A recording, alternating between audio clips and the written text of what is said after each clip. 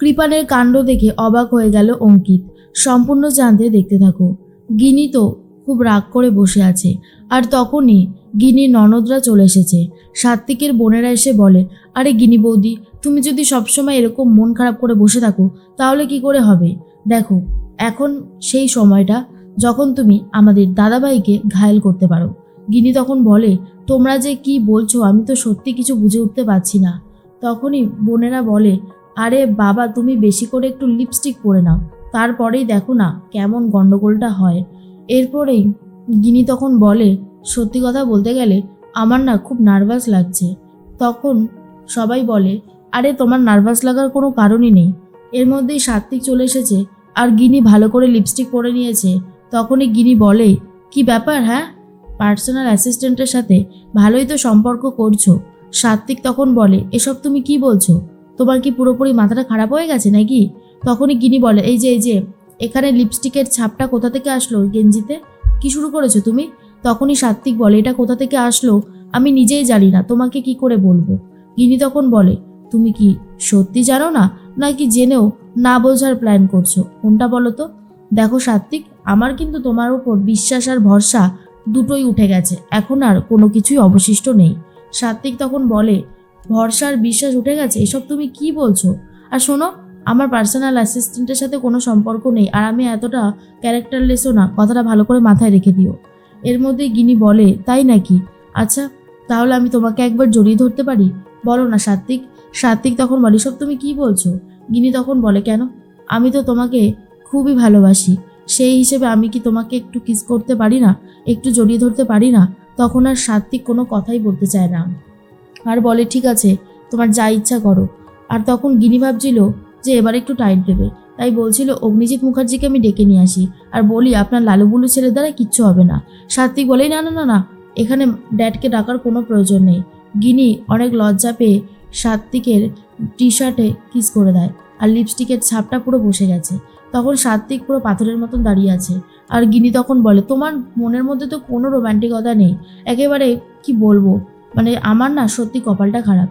তার মধ্যে স্বস্তিক ফোন করেছে গিনিকে, আর যেহেতু স্বস্তিক কবির অ্যাক্টিং করছে তার জন্য গিনি বলে, ও তুমি ফোন করেছো, বলো বলো।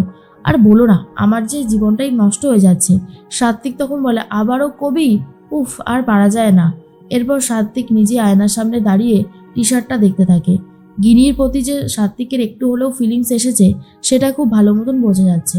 অন্যদিকে রাত হতেই তো গীতা স্টাডি টেবিলে বসে পড়ছে কেসটাকে নিয়ে স্টাডি করার জন্য। ঠিক তখন অগ্নিজিৎ মুখার্জি এসে বলে, যেটা করছো সেটা ভালো হচ্ছে না, তোমাকে এতবার করে বারণ করছি তা সত্ত্বেও তোমার কথাটা কানে যাচ্ছে না, তাই না? তুমি কি করতে বসেছো? তুমি ঝর্ণার কেসটা নিয়ে উঠে পড়ে লেগেছো। গীতা বলে, সেটাই তো স্বাভাবিক বাবা, আমি তো আপনাকে আগেই বলেছিলাম আমি এই কেসটা দেখছি, এই কেসের রহস্যের সমাধান আমি করবই, আমাকে কেউ আটকাতে পারবে না। কারণ আমার মনে হয়েছে আমি যদি এখন করতে না পারি তাহলে আমি আর কখনোই করতে পারবো না। আমি সবার পাশে দাঁড়াতে চাই। আপনি কেন এই কেসটা লড়েননি সেটা আমাকে বলবেন? তখনই অগ্নিজিৎ মুখার্জি বলে, আমার যতটুকু করার ছিল আমি ঠিক ততটুকু করেছি, এর থেকে বেশি আমি আর কি করতে পারতাম? যতটুকু করার করে দিয়েছি। আমার দরকার ছিল হেয়ারিংয়ে যাওয়ার, আমি উপস্থিত ছিলাম, আমি সওয়াল জবাব করেছি, এর বেশি আমি কিছু করতে পারবো না। আর এই কেসটা নিয়ে তুমি লড়ো না, এই কেসটা নিয়ে তুমি লড়লে তুমি কিন্তু আমাকে অপমান করবে, সেই কথাটা ভুলে গেলে চলবে কি করে? তখন গীতা বলে, আমি সমস্ত মেয়ের পাশে দাঁড়াতে চাই, তাতে যদি আমার উপর আপনি রাগ করেন সে বিষয়ে আমার কোনো মন্তব্য থাকবে না। অগ্নিজিৎ মুখার্জিও রেগে যায় গীতার উপরে, কিন্তু গীতা বারবার করে একটা কথাই বলে, এই কেস সে লড়বেই। তার মধ্যে পদ্ম এসে বলে, এই কেসটা তুমি নাই বা লড়লে, বড়বাবু এত করে বারণ করছে, উকিল দিদি তুমি এই কেসটা লড়ো না। কিন্তু গীতা বলে, পদ্ম, তোর কাছ থেকে অন্তত আমি এটা আশা করিনি। আমার ভাবতেই অবাক লাগছে যে তুই একটা মেয়ে হয়ে এই কথাগুলো বলছিস।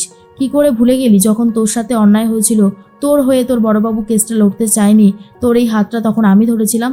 পদ্ম চুপ করে রয়েছে, আর কিছু বলার মতন অবস্থাতেই নেই। গীতা বলে, যখন আমি ওই অসহায় মেয়েটাকে কথা দিয়েছি ওর কেসটা আমি লড়বো, তো আমি লড়বো, আমাকে কেউ আটকাতে পারবে না, কারোর ক্ষমতা হবে না আমাকে আটকানোর। এর মধ্যেই ঝর্ণার সাথে কথা বলতে থাকে গীতা, আর পুরো ব্যাপারটা শোনার চেষ্টা করে সেদিন ঠিক কী কী হয়েছিল আর কেন নিরুদ্দেশ হয়ে গেছে সঞ্জয়বাবু, মানে ঝর্ণার বর। আর অন্যদিকে অঙ্কিতের বাড়িতে একটা বড় পার্সেল পাঠিয়ে দিয়েছে কৃপান। সেই পার্সেলটা খোলার পরে প্রথমেই দেখতে পায় বিয়ের কার্ড, যেখানে লেখা রয়েছে কৃপান ওয়েটস মেহেক। আর এটা দেখার পর তো অঙ্কিত অনেক বেশি রেগে যায়। অঙ্কিতকে ফোন করে কৃপান আর বলে, আমার লাভারের সমস্ত ছবিগুলো আমি পাঠিয়ে দিয়েছি। আমরা কতটা ক্লোজ ছিলাম তার প্রমাণ তো আপনাকে দেখাতে হবে, তাই না? অঙ্কিত তো প্রচণ্ড রেগে যায় আর বলে, চুপ, একদম চুপ। আমার উডবি ওয়াইফের নাম আমি তোমার মুখে শুনতে চাই না। তখনই কৃপান বলে, কিন্তু মেহেক যে আমার ভালোবাসা, আমি মেহেককে বিয়ে করব, অন্য কেউ নয়। কৃপান বলে যে আমার মেহেকের প্রতি অনেক ভালোবাসা রয়েছে। এর মধ্যে অঙ্কিত জানিয়ে দেয় যে মেহেকের সাথেই তার বিয়ে ঠিক হয়ে গেছে, বিয়ে যদি করতে হয় সে মেহেককেই বিয়ে করবে। এসব শোনার পর তো কৃপান আরও বেশি করে রেগে যায় আর বলে, এই বিয়ে আমি হতে দেব না, কিছুতেই আমি এই বিয়ে হতে দেব না। তার জন্য আমাকে যা যা করতে হয় আমি সবটাই করব, দরকার পড়লে শ্যুট করে দেব, কিন্তু অঙ্কিতকে এইভাবে ভয় পাওয়ানো যায় না।